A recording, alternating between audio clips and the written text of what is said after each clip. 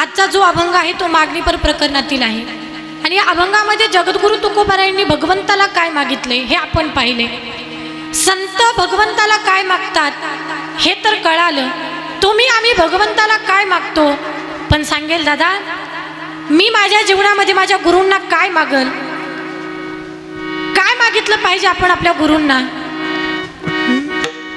सारे तीर्थ धाम आपके चरण